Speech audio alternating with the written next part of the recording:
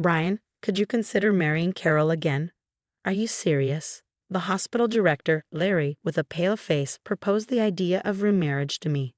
Beside him stood his trembling eldest daughter, Carol, who had a secret she couldn't tell anyone.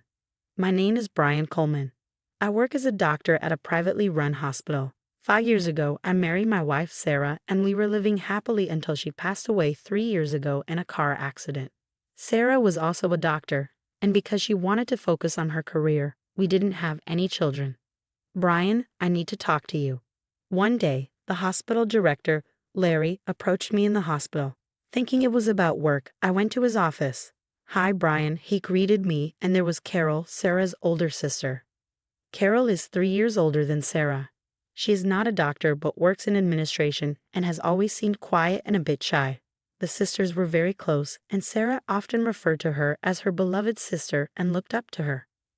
Carol had a fiancé who was supposed to take over the hospital one day. Since Sarah's passing, I hadn't had the chance to ask how she was doing, but I heard she was going to get married soon. Carol, who was waiting for me in the director's office, looked pale. Although she looked at me, she said nothing. Brian, I'm sorry for calling you so suddenly. I have something important to discuss with you today. Something important. When I was asked to have a seat on the sofa in the office, I sat across from Larry and Carol, who both had troubled looks on their faces.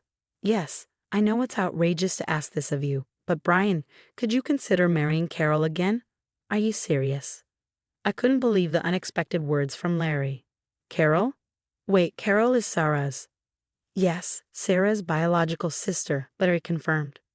When I instinctively looked at Carol, she was still pale and trembling slightly. Something felt off about her demeanor and Larry's urgent tone. Thinking that, I swallowed hard and tried to calm my confused thoughts. Is there some kind of situation? I gently asked. Larry stared at me. Even though Sarah had passed away, I still considered Larry, her father, as my father-in-law. He had treated me like his own son ever since I started dating Sarah. He even said that if Carol's fiancé wasn't in the picture, he would want me to take over the hospital. If there's something going on, please tell me. Sarah is no longer here, but I still think of you as my important family. Brian, thank you. Hearing my words, Larry took off his glasses and pressed his eyes.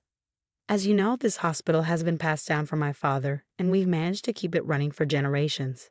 It's not a big hospital, but for the sake of the locals who have relied on us for years, I feel we must continue running it. Yes, that's true, I agreed. However, I don't have a son, so to keep the hospital running, I need a son-in-law, Larry continued. Bringing in an outsider or letting a relative take over is an option, but they only see this hospital as a money-making box. He then looked at Carol with a caring expression. Carol has gone through a lot as the eldest daughter, he muttered, then looked at me to change the subject. Carol says she doesn't want to get married. Doesn't want to get married, yet you want me to marry Carol?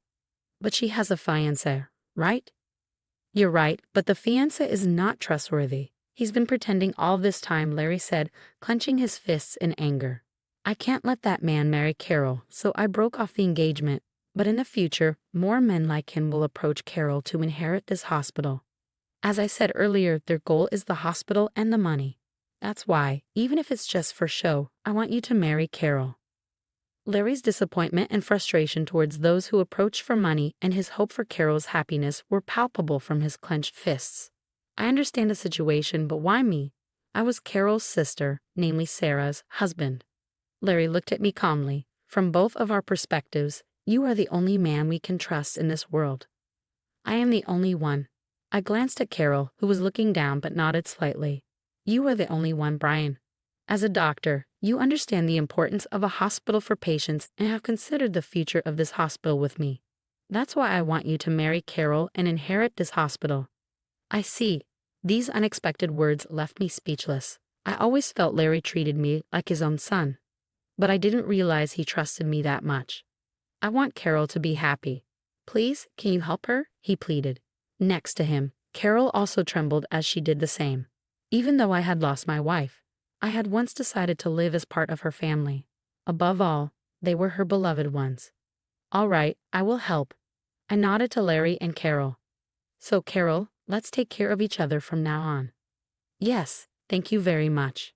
Even though it was just a formality, we registered our marriage and moved into a house prepared by Larry, considering the eyes of those around us. However, we had separate bedrooms to respect each other's privacy. Carol, let's feel relaxed as if we were a real couple because this is our house. Is that okay? Of course, she agreed, though Carol was Sarah's sister and not a stranger. There were no romantic feelings between us. It was a marriage in name only. But there was something on my mind. Carol, shall we talk about Sarah tonight? Yes, she replied. After dinner, while drinking hot milk in the living room, I spoke to Carol. She was sitting across from me, looking down. Since our marriage was decided, there had been a slight awkwardness. I could sense her tension around me. We had already begun living together, and I wanted us to at least get along like friends. As I mentioned earlier, since losing Sarah, I've talked to friends who knew her and shared memories. But friends aren't family. You and your family cherish Sarah the most, I said. Carol listened intently to my words. So tonight, let's talk about Sarah over drinks. I'd love to hear stories about her childhood from you. You really cherished Sarah, didn't you? She asked. Of course. Sarah was my comrade, my best friend, and my beloved wife. When I answered confidently, Carol smiled gently. It was the first smile I had seen from her in a while. Sarah was so lucky. What? Sarah was so lucky to be cherished like that, she repeated, smiling again. But this time it looked a bit lonely. After that, we had a few drinks, calling it a housewarming party, and talked. Carol, usually quiet, spoke happily about Sarah. She showed how much she cared for Sarah, which made me happy. Brian, thank you. What makes you say that? For accepting my father's proposal to marry me, she said. With the alcohol taking effect, Carol became a bit more open. So again, thank you. You were Sarah's husband, but you agreed to marry me. It's okay, Carol. Like I told your father, you're an important family to me. Then I started to talk about my own family. My parents had a bad relationship and divorced when I was still young.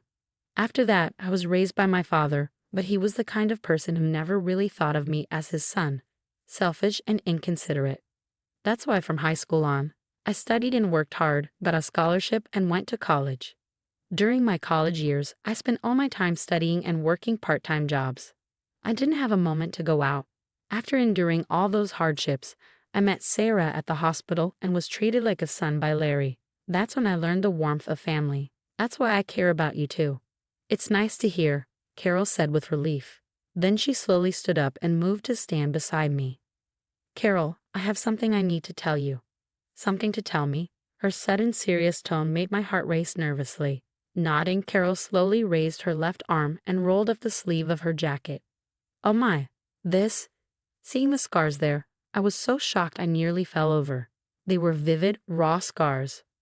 I couldn't tell anyone that my fiancé was abusing me both verbally and physically. As the daughter of the hospital, I felt I couldn't let go of someone who would be a big plus for the hospital because of my personal feelings, Carol revealed. Carol's former fiancé was the second son of a major hospital. He was also a doctor, and marrying him would secure the future of Carol's hospital. After Sarah passed away, he brought up the topic of marriage. Until then, he had been kind and amiable. But suddenly, I had a thought. Is he really the right one? So I told him we should postpone the wedding. That's when he changed completely. Carol hugged herself tightly. From then on, he verbally abused and threatened me every day. He wanted to control me completely. Sometimes he even got violent. I can't believe it, I said, shocked. I endured and endured, but I couldn't talk to anyone about it, and I lost myself. These scars are from that time when I felt utterly hopeless. Her former fiancé had changed after Sarah's death. Since I hadn't seen her during that period, I had no idea she was going through that. When I thought I couldn't take it anymore, my parents visited me at my place. They later told me they just felt an urgent need to see me. Seeing their faces, I finally broke down and told them everything. She recalled those days, and tears welled up in her eyes, her voice trembling.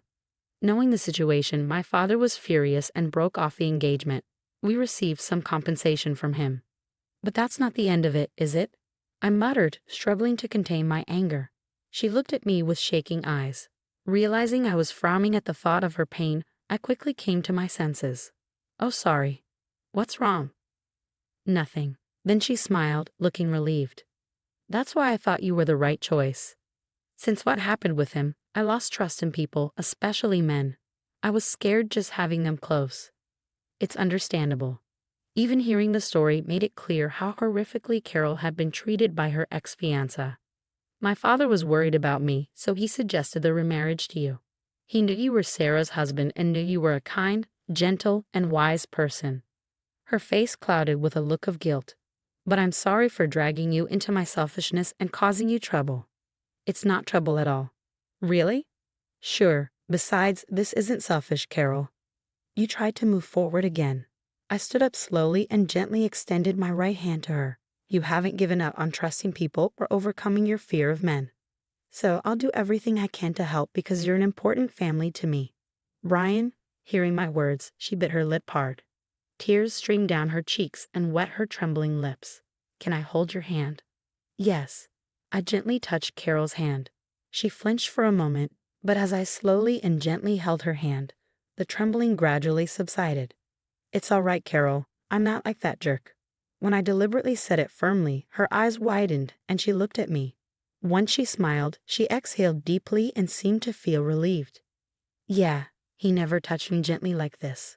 He seemed kind on the surface, but he was nothing like you. She took another deep breath and exhaled. Seeing her savor the moment, I felt an overwhelming joy, and tears welled up in my eyes. Carol, let's slowly start regaining the real you. Don't worry. I'll be with you. When I said this with a serious look, she stared at me and nodded slowly.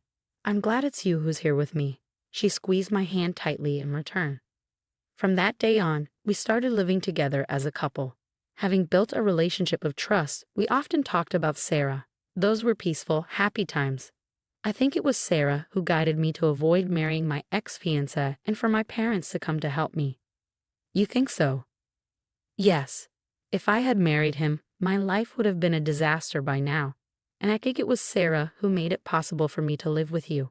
Indeed, if it weren't for Sarah, I wouldn't have remarried Carol. Because of Sarah, I experienced the warmth of her family and learned the warmth of having a home. We owe Sarah so much. For sure. We looked at each other and laughed, squeezing each other's hands tightly. A few years later, Carol and I truly became a married couple. When our child was born, Larry shed tears of joy. Lucas, be kind to your sister Sophia, okay? Okay, Mom. Come on, Sophia. Let's go. Okay, Lucas. Now, I live happily with my beloved wife Carol and our adorable son and daughter.